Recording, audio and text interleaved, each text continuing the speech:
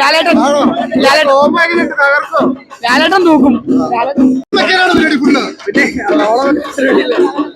നമ്മൾ നല്ല മമ്മൂട്ടി ഫാനാണ്.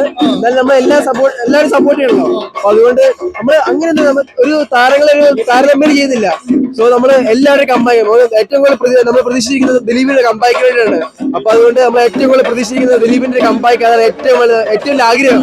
കുറെ പേര് പടം കാണില്ലെന്ന് പറയില്ല, അവരോടൊക്കെ എന്താ പറയാ? ഇല്ല, എല്ലാവരും കാണണം. ദിലീപിന്റെ നല്ലൊരു കമ്പാക്ക്. നമുക്ക് നല്ലൊരു പ്രതികരണം കാണാം. ഈ പടം ഫസ്റ്റ് ഷോ കഴിയുമ്പോൾ നമുക്ക് നല്ല രീതിയിൽ ഇത് കാണാം. സോ നമുക്ക് എല്ലാവരും പടം കാണുക, അത്രേ ഉള്ളൂ. നല്ലൊരു എക്സ്പെക്ടേഷനാണ്. പടം ചിലപ്പോ കത്തുമായിരിക്കും.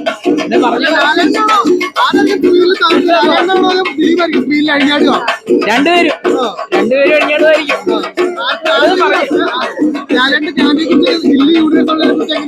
വളരെ നല്ലൊരു എക്സ്പെക്ടേഷനാണ്. എന്താന്ന് കണ്ടറിയണം. വെയിറ്റിംഗ് ആണ് എല്ലാവരും. ഗില്ലി യൂണിവേഴ്സ് എന്ന് പറയണ്ടല്ലോ, അപ്പൊ അത് കേക്കണ്ട്. അത് ദിലീപിന്റെ വേണ്ടി വെയിറ്റ് ചെയ്യണം. ദിലീപിന് വേണ്ടി പടം തകർക്കുന്നുണ്ടോ? വിളിക്കും. വളരെ നല്ല എക്സ്പീരിയൻസ് ആണ്. നമ്മൾ നോക്കി ദിലീപിന്റെ നല്ലൊരു കമ്പാക്ക് നമ്മൾ പ്രതീക്ഷിച്ചിരിക്കുകയാണ്. അപ്പൊ അതിനുവേണ്ടി നമ്മൾ വെയിറ്റ് ചെയ്യാണ്ടിരിക്കുകയാണ്. അതാണ് നമ്മൾ ഏറ്റവും ഉറപ്പായിട്ട് ഇതായിരിക്കും തീർന്നു നോക്കുന്നത്. ഉറപ്പായിട്ട് ലാലേട്ടൻ